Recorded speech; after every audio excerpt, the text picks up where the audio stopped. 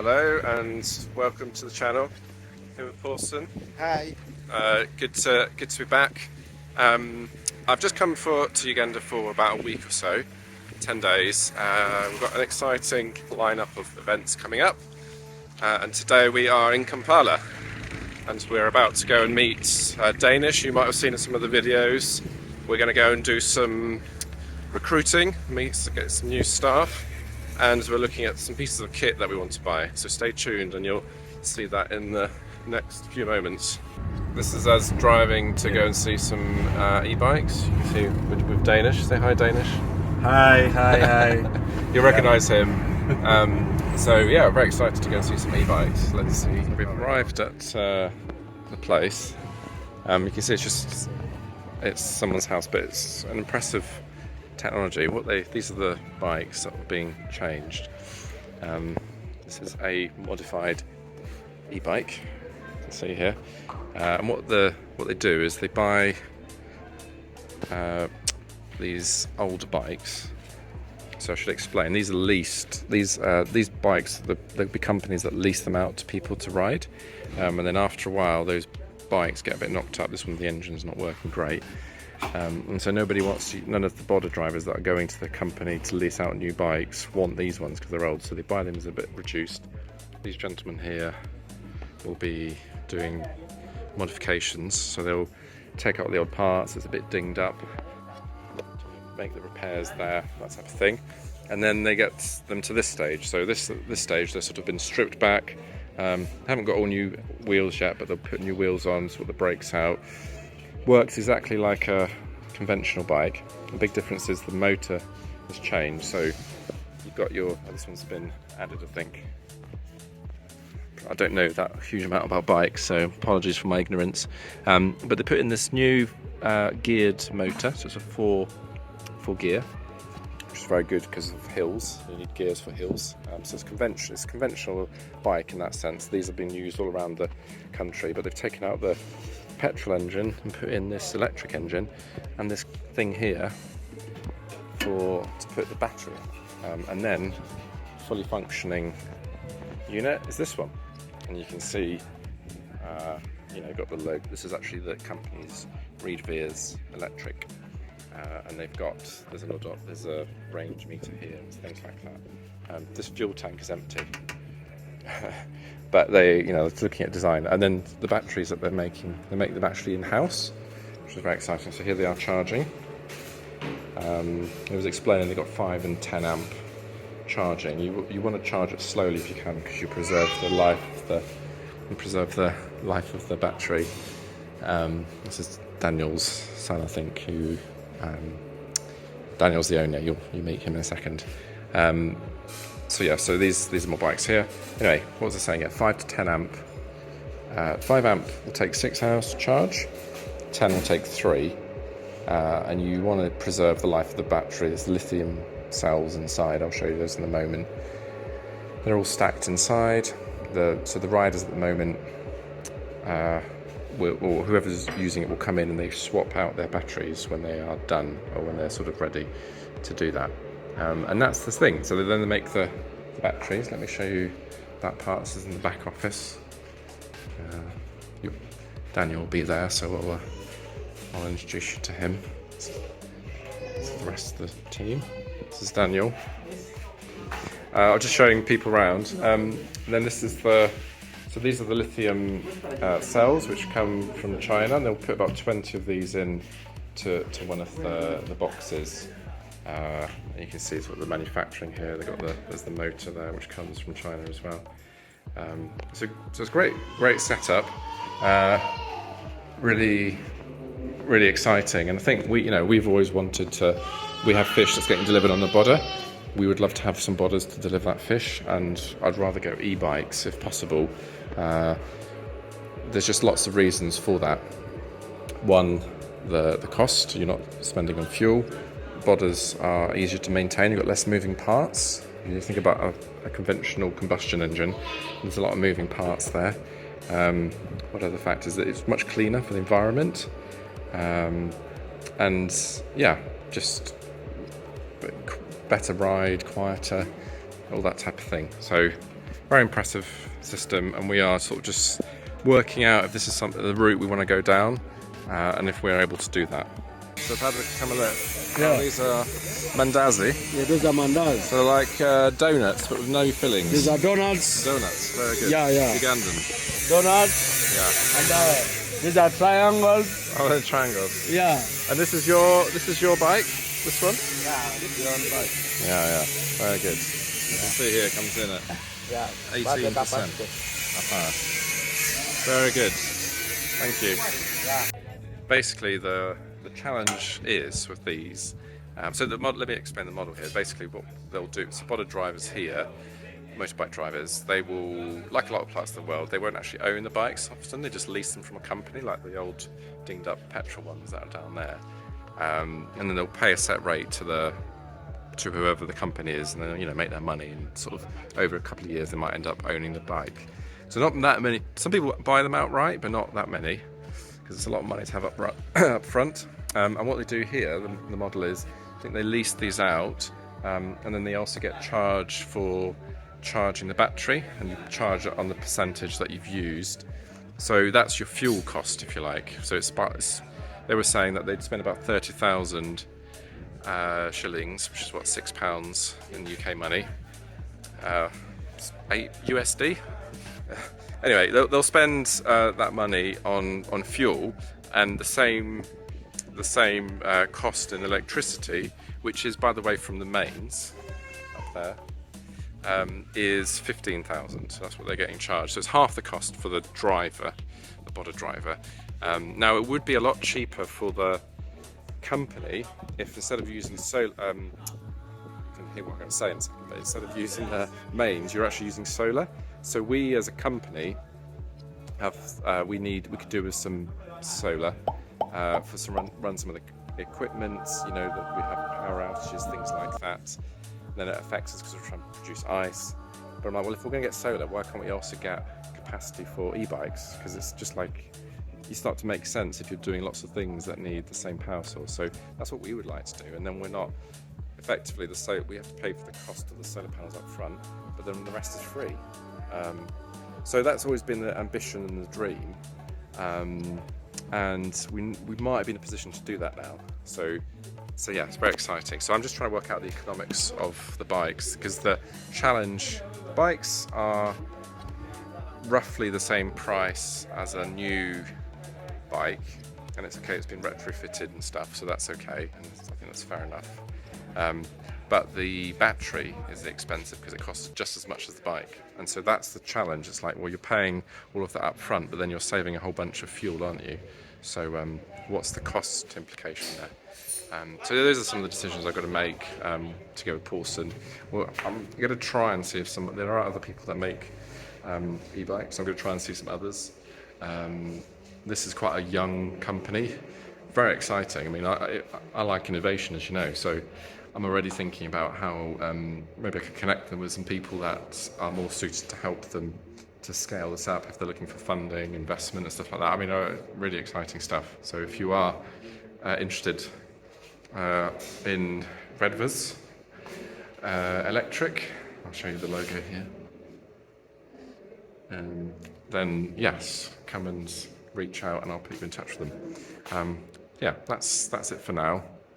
Thank you very much for watching. I hope this has been a bit of a different one. E-bikes, what's that got to do with fish? But you've got to move your fish around and sell it, right? So that's what it's got to do with it. And it's better to do it using renewables if you can anyway, and lots of different reasons that I've just explained. So thanks for watching. I'm going to go and talk a bit more to Daniel. Do subscribe and like. We're doing really well on the channel at the moment. Gone over 500. By the time you're watching this, maybe it's 700. So your support would really help us. So please do subscribe and watch. Yeah, this is an e-bike arriving. Very quiet. Yeah, it's very nice. We're just going to have a photo now. But thank you very much, Daniel and team. Appreciate it. Thank you so much. Good morning and welcome to the channel. Good to see you with us. Today is a sort of travel day, a bit of a strange day. I don't think there'll be a huge amount of stuff for you to see. We are just waiting around in this cafe shop, which is not quite open yet. We're waiting to meet a candidate, So that is good. I just thought I'd point out, see the behind me, there's the pork and more shop. Last time I was here there was a fish shop there and it was really nice. It was a little kiosk and it had ice and it was fresh fish and it looked great. And then across the road there was people selling fish traditionally, which basically means no ice, just sort of covered with flies, etc. And it's sad to say that place is gone now. So it just goes to show, you know, it's not that easy when you're trying to sell fish. You've got to get your customers, got to get your margins, got to get your quality, all these things to think about. So sad to see her not there. It was only a couple, what was that, like a year ago I was here. Yeah, that is a bit sad. So anyway, today, meeting a candidate. She should be on her way, I think. She might appear behind me any moment. And we're also going to pick up some MT, methyl testosterone, which is what we use to sex reverse the fish. So the reason we use that is you basically want male fish if you can. And the reason is they grow much faster than the females because they're focusing on putting on muscle, where the females are producing eggs. So a lot of their, you know, the food that they take in, the energy that they're using is channeled towards egg growth, and not muscle mass, which is obviously you eat fish, you eat the muscles. So yeah, we are picking up some MT, not a huge amount. Then we're going to board the bus. We're going to stop in Mbarara and meet another candidate, interview them, and then we'll find my way back to Rukungiri. So a bit of a short day for you today, but I will try to capture anything that I think is particularly interesting so you can take part in as much of this as the process as possible. And then I'll be in Rukungiri and we'll be on the farm and be more traditional, some of the stuff that you get to see. So we've just interviewed somebody. She's just walking away down there. Didn't want to embarrass her on camera because hopefully she's the one. But then we're meeting two other people, so you never quite know. Pauson is just arranging for us to get to move these bags via Bodder, which is not the funnest thing, to the coach, and we're also going to meet the person bringing the MT. Just had our interview here. It's always a bit nerve-wracking interviewing people because you're not quite sure what they're thinking, and you're trying to get across your values and what the role is, and also trying to find them out, and really just have a good, honest conversation. I think that's the sort of the main point. But anyway, first one interviewed, done, two more to come, and now we need to get moving. We've just seen another candidate. It was good to speak with him. Good guy, and yeah, I felt a bit sorry because we just got off the coach. So we met at the bus park, got the luggage, and then we're just getting onto another coach to go towards Rukungiri. So it's been a bit of it's hot, takes a long time, very uncomfortable journey, but yeah, we've managed to. Right, that has made it to Rukungiri. I'm actually cheating a bit, only in the sense that so basically the end of that day, I made it, but it was just really dark and late, so I thought I would film the outro now, just update you while someone's waving at me on a bike, don't know him. Yeah, so basically we met a couple of candidates. We've got one more to meet who actually lives in Rukungiri, which is very convenient. And I just need to see what to do. I'm not sure I mean, it's great doing interviews, but I just always end up feeling like I want to give everybody a job because I like people. And then you meet them and you like them, and so it's hard.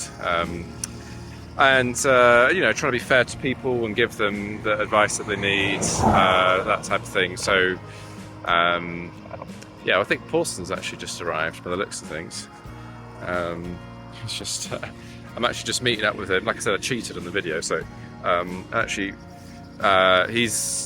it's a couple of days later. I've just arrived in Rukungiri. I was away with some friends at the weekend. Pauson was away. He's just come back. Met him there. The magic of YouTube, this will be seamless.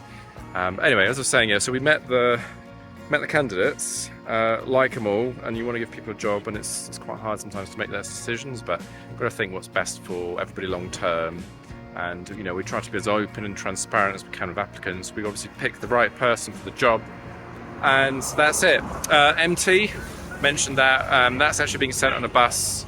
We just proved a lot easier to do that, the hustle and bustle of Kampala. So yeah, you can see that the fish business is volatile, because you know, we started off with that lady. I was talking about her and her store that didn't go very well. Obviously there's candidates out there who need jobs.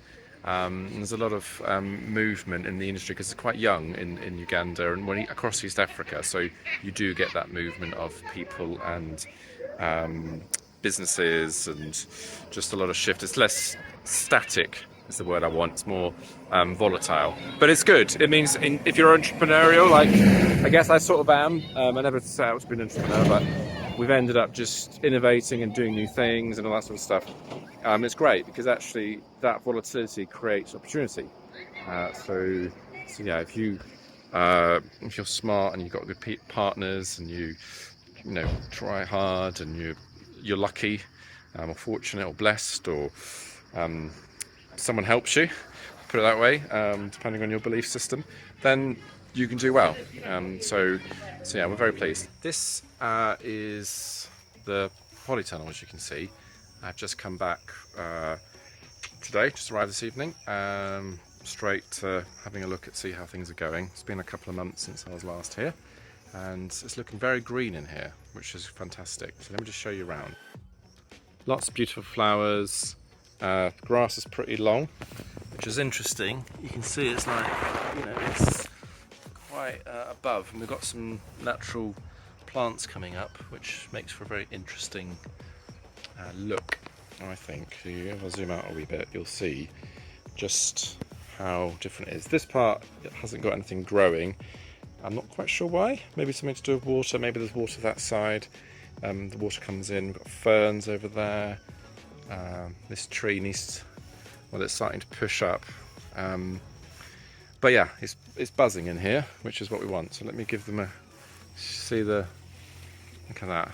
So all the black soldier flies will come out, which is exciting. It's nice to see. There we go, there's way more coming out now. It's towards the end of the day. What's the time now? It's about 6, I guess, just before 6 p.m. But the temperature in here has dropped quite considerably. 26.2. We had highs of 48 at one point. I don't know if that's today. Lows of 13. And then the important heat, the humidity there is 88. And it never really, like the lowest there we've got is 31. So it does drop and think, oh look, there's a bunch. This is the polytunnel, as you can see. I've just come back today, just arrived this evening, straight to having a look at see how things are going. It's been a couple of months since I was last here. So I'm always just looking to help to support the team. Samuel, who manages at the moment, who you've met, so it's easy for me. I've been away for a couple of months. Immediately, what are my impressions, what needs to be done, how can we continually improve? I think that as a business, that's what you want to do. So let me just start you here with this. This is fantastic. Now, it absolutely smells. I don't know what's in there. It looks like chicken droppings. It's fairly moist. It's a bit gross, right? But the whole point is, when the black soldier flies are going to lay their eggs, the females, they're looking for some food source for their offspring. So they will choose something like this because it really smells, and they're attracted to the scent, and then they come and lay their eggs. Now, if you look at this here, can you see? I'll try and zoom in for you. Can you see how many eggs there are? There's so many eggs along here, and so that's exactly what we want. You get really good laying response. I'll bring it up to the light a bit, and so that is just BSF potential right there. Grams and grams of eggs, which is what we want, stuffed in there. I can't really get a good zoom. Anyway, so all these eggs are just fantastic. They'll turn into maggots, and then those maggots will be feeding on waste and things like that, and substrate. So let me put that back down. So during the heat of the day, I can't see any depositing eggs. The males and females would have done their chase. They would have caught up with each other, mated, and the females would have laid eggs here. which is really what you want. And then you've also got here these are husks. They feel really light and empty, and they sound. Can you hear the sound? They sound empty, don't they? Sound hollow, and they are. If you look at them, you can see they will have hatched out. So let me just try and get you that so you can see. Yeah, can you see that? That's pure emptiness, which is good. So that means we've had lots of hatching from there. Those are probably over with. Over here, again, these are looking very empty. You can often see them emerging if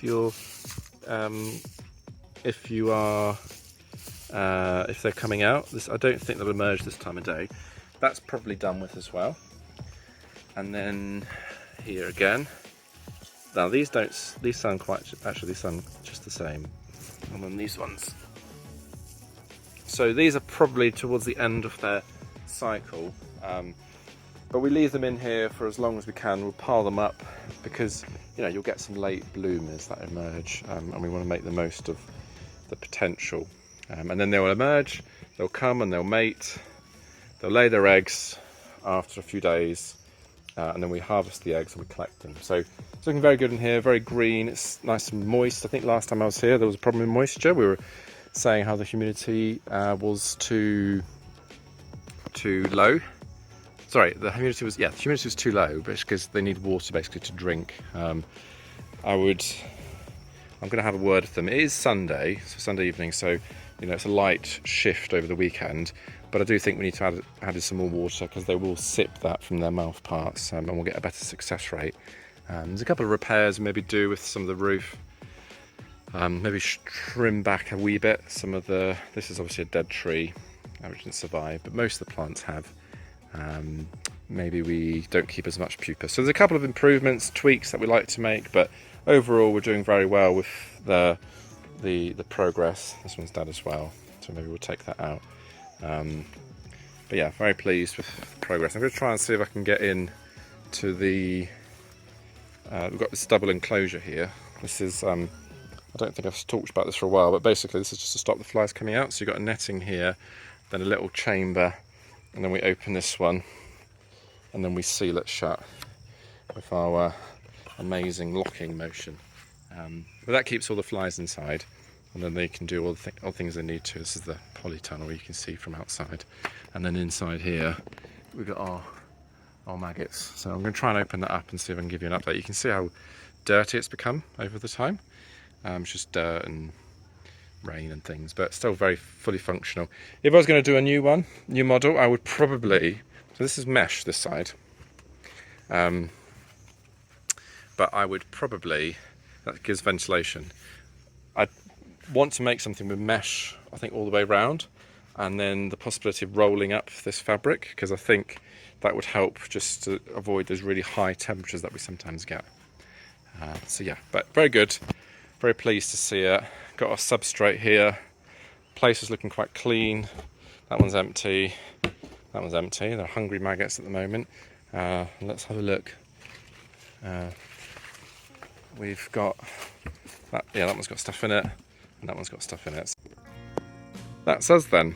You can see we've made some good progress since I was last here with the polytunnel. It's looking much greener in there. It's much moister. There's some good laying, some good substrate, so I'm pretty pleased with that. The polytunnel's holding up really well. It's been, how long has it been up for now? I guess over a year. Yeah, definitely. Maybe coming up to 15 months, something like that, maybe 18. And it's looking pretty good. And the cost of it isn't tremendous. We set this up because we wanted it to be locally affordable, so I'm very pleased with it. We've got some big plans, as you know from our last videos, and we're just starting that process of actually implementing those tweaks, which is very exciting. So I'm here as part of that to sort of get some of that up, and also on another project which I'm going to tell you about in one of the coming videos, so stay tuned for that. Just thought I would show you the BSF side of things, the maggots and not the flies. We just had a quick look at that. I managed to get in, and I just thought I'd come down and have a look at the maggots and see how they're doing. So let me just give you a quick show of them. And so immediately I can show you what we've got in these sacks. So in these sacks we have frass. So this is what's left over once the maggots have had eaten everything. I'm just gonna give it a quick sniff. I love it. It just smells, you know, like good earth after it's rained, that smell. This is what this smells like. So it's really like humus smell, organic matter decomposed. It's really fantastic for your garden. We've got a couple of sacks here. We're actually using it to fertilise the ponds at the moment, because we green water systems for fish. We want pond fertilisation because the fish eat that. And then in here we've got another sack full of sawdust. Why do we have sawdust, you might ask? Well, this is exactly why. So see this here, the liquids. You don't want liquids because the maggots don't do very well. And we've actually come to the surface. Look, I haven't touched this, but can you see here? Maggots burrowing through. So I'll show you those in a second, but the liquid is to absorb some of this water. You can see that's why we slope it, because the water drains out and then the maggots aren't too wet. The maggots in this bay are a little bit older, so I had to turn them because I wanted to see if there's anything in there. I don't actually know, because I don't necessarily, you know, it's Samuel who's looking at this. But there's a lot of green waste in here. Oh, here they are, look. See them all? So as we turn them, which you want to do every day to oxygenate, look at those maggots moving around. Look at that, that's great. Might look a bit gross to you if you're not a fan, but these are fantastic for reducing your cost of feed, because they're depending on what you're feeding them, they can be very high in protein, up to 60% protein, and of course the fat as well. And if you get them at this stage where they're white, let me see if I can pick one out. You get them at this stage. Oh, this one's not too. Is he active?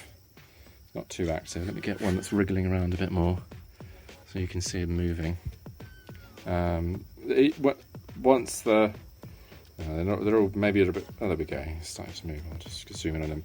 But this movement actually is very good for chickens. It encourages, improves their autoimmune response. I'm going to show you. There's a chicken here that's been trying to get in. I normally don't let them in, but let me see if I can tempt this chicken.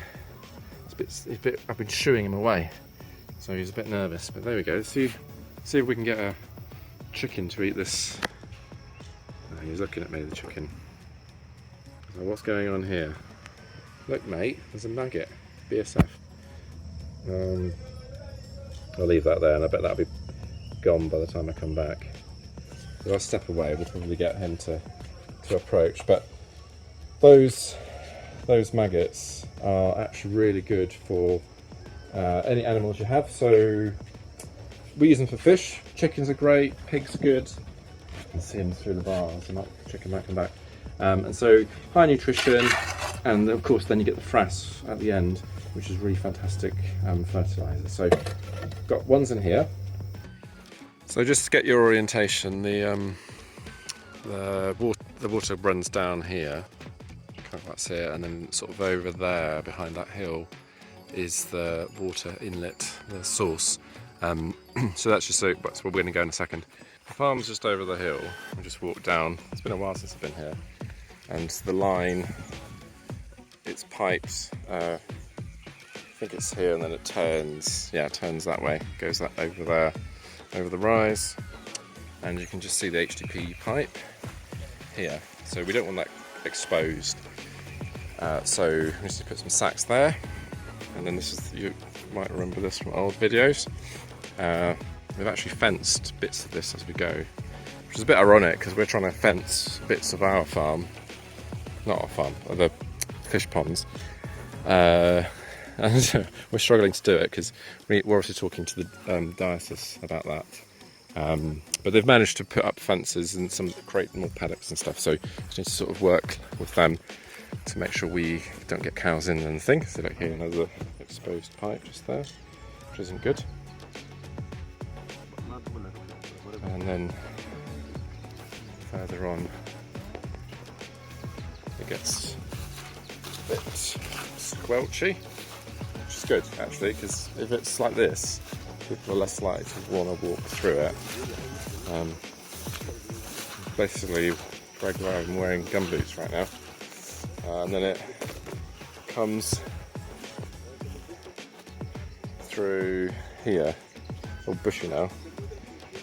Basically it goes through, and then we use this big water, this big,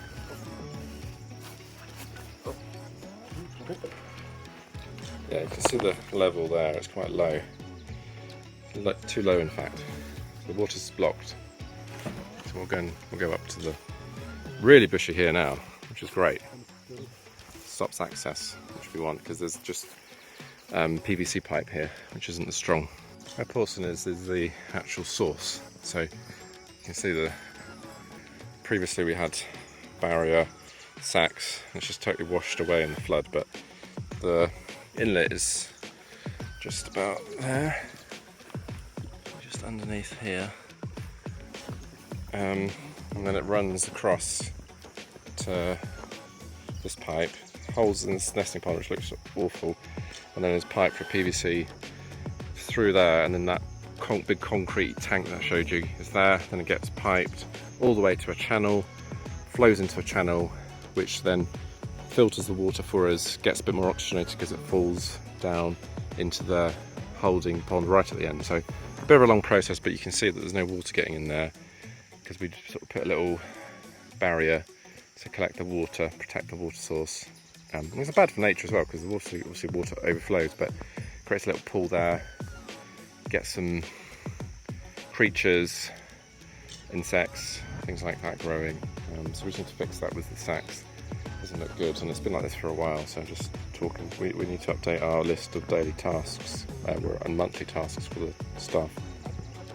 But we noticed basically the colour of the ponds is quite brown. You noticed in the previous video on fingerlings, you would have seen how, well actually I think it's the next video you're going to see on fingerlings, you notice the water's very brown. It's because it's not coming from this source, and so we're getting it from underground, so it's just got more silt in it, so we need to sort of just improve so we get better quality water coming in.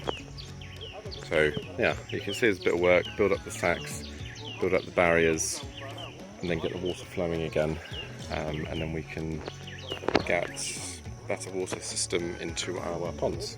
Hi, I'm Nigel. I'm the video editor for the RAD channel on YouTube. The video you've just seen is from May this year, 2024, and Tim has recently been out to Uganda and has filmed an update on all the work that has taken place. So this is what has happened. It's been a few months since I was here. Run out of time to capture the repair, but this is the repair. You can see now the water's backed up. Most of it's still coming down, of course, and then there's the pipe. See the pipe, and it goes into the pond here, and then it goes all the way down. So this is the repair that we did. It's not that tricky to do, but it sort of needs to be looked after periodically. But thank you very much for watching. We appreciate your support, yeah, I hope you carry on enjoying the content that we're doing. Please subscribe and like, does help us out, and we'll see you on the next video. We are on the farm today, and it's exciting because we're selling fingerlings. So I thought you'd like to have a look at what we're doing, so let me give you a quick briefing. So Kampurira and Magara are collecting the fingerlings from here. We keep them in these are called happers, so the little nets inside the bigger pond. There's no other fish in this pond because we need to expand and build some more hatchery space, but they keep them in here. This is F9, so our latest full batch. That's F8. I think this is F7, so we've got a few left of this individual. So they'll be bigger in this one, which is good for the farmer because then they get bigger fish, they're more likely to survive. So we're happy with that. You can see they collect it up like that, so you can get the. Haven't seen any jumping yet. Oh, psst, psst, psst. Just watch the. Yeah, I almost had some escapes. Anyway, bring up the sticks, collect them up, see what we've got. Sam's standing ready with the net, scoop net. Got the oxygen here, got some scales, the bag where they go in, farmer, and we can start counting. Just seen some, so you can scoop them up. See how many we've got in here. Oh, there we go, I can see them. Yeah, some big ones in there, which is good. Normally we'd sell them around, it's sort of standard in Uganda at least, is about 1 gram. I would prefer to stock at 5 grams, but then of course you've spent more on feed, but you get much better survival rate. In Rwanda they actually stock them at 0.5 grams, which is far too small, and they don't survive as well. So it's trying to raise that sort of stocking size, especially for ponds, because if you put them directly into a pond like this, they'll just get predated. They struggle sometimes to get to the water column to feed. It's not great. Right, so here goes the first scoop. Just put them straight in. That's it.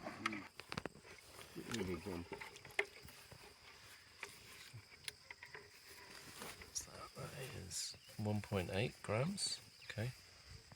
So we've had, Pauson's collected a few. I think the biggest so far has been 3.1. Let's see them in here. I'm just going to do a few just so we get a rough idea of what we've got. I think 10 would be enough.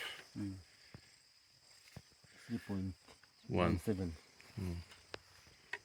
So you always want to measure. So that's good that they're coming in at 3, because the farmer's paying for they're paying for fingerlings at 1 gram essentially. So the 200 shillings per fingerling. That needs some at 1 gram, but actually we're giving them 3 times the size or 2 times the size at the same price, because nobody wants to pay more. But I'd rather, you know, there's enough of a margin that we can afford to do that, because the feed that they're taking is so they use a tiny amount of feed. So that's not the big part of the cost, it's all the other infrastructure that you need, and then we get a better survival rate anyway. So this gentleman's taken 200, so what we do is a double bag system. We're going to fill it with oxygen.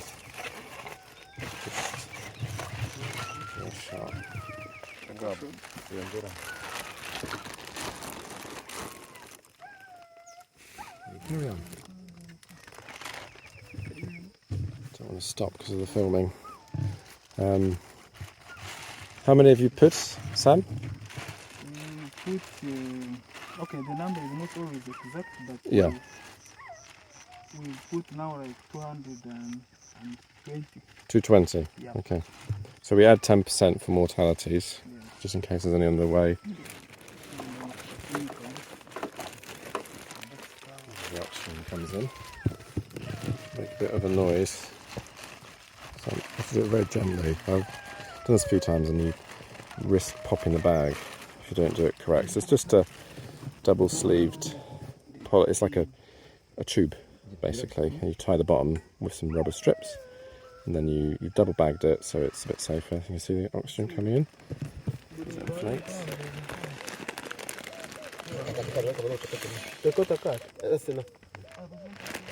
That's just pure oxygen. That just keeps them hydrated. Now, one disadvantage of transporting bigger fingerlings is that you run the risk of them dying. Look at some of those are definitely above 5 grams.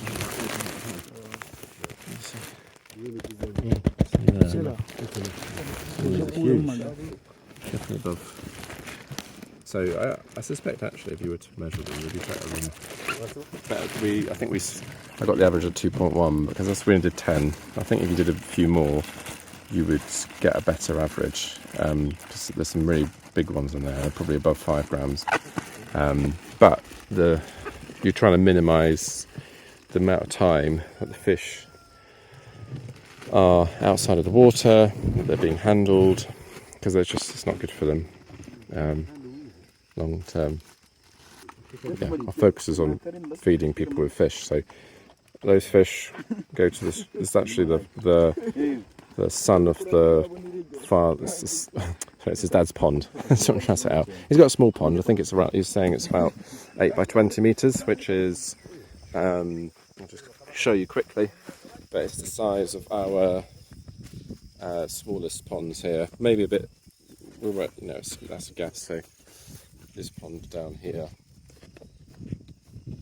would be that's the pond there. Just about 20 metres by 8. That's the rough size of this gentleman's pond. So we've got 200 odd, 220 individuals, 200 shillings each, so it's not a huge amount of money. 200 shillings is about, oh, I can't even work that out in any other currency. It's just 200 shillings in Ugandan shillings.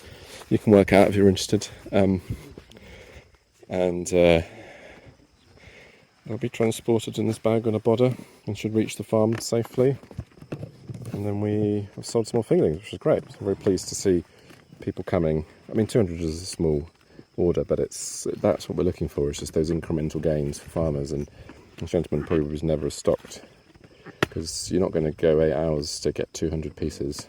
It's not worth the cost. It's good to see the impact that we're able to have. And then another thing that we're offering here is just some training. So Sam's explaining to the gentleman how you're going to put them into the pond, put them in slowly, let the temperature of the bag acclimatise the pond that it's going into. You would maybe add a wee bit of water, sort of splash a bit in, just so they get used to it, and then you allow the fish to swim out. You're not just pouring them in the thing, because that shock can kill them. You think fish this is their entire environment of water, and every water body is different. So that even that pond to that pond, I mean, you can see the brown here because we've had heavy rains, but they're just totally different composition, chemicals, nutrition values, pH, acid, which is acid or alkaline. What else? The hardness, the softness of the water. It's just so different, and fish are very sensitive to that. Now tilapia are pretty tough fish, so that's good. Hard to kill. Very hardy species. It's one of the reasons they're the third largest mass-produced fish in the world. But you're still you need to be careful. So Sam, of course, is just training the farmer how to do it. And it's one of the things that we offer here as RADs. It's this extended training and expertise. We don't charge for it like we'll do on-spot training. So when farmers come here, spend time telling them what we're doing, giving them some insights, just really teaching them the whys of fish farming, passing on some of that knowledge to farmers.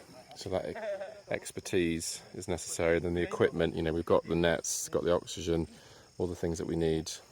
So yeah, you can see them moving around. You have to be careful you're not bashing them against the sides. They don't do too badly because it's a soft, round surface water, so they're not getting too damaged as they go. So that'll go on the, I think it's a bodder. There's a bodder parked there, yeah. The gentleman will go in that bodder and take his fish to their new home. So that's them off. We actually got it wrapped it in a cardboard box just to give it a bit of added protection. But thank you very much for watching this episode. I hope you enjoyed it and learned a bit about fingerlings. We'll be back with another episode soon. Do like and subscribe, it always helps us. We're really getting there with attraction, and it helps us. So if you want to support us, it's a way to do it. But I appreciate all your help in supporting us so far and watching it. That's great, and look forward to seeing you on the next one.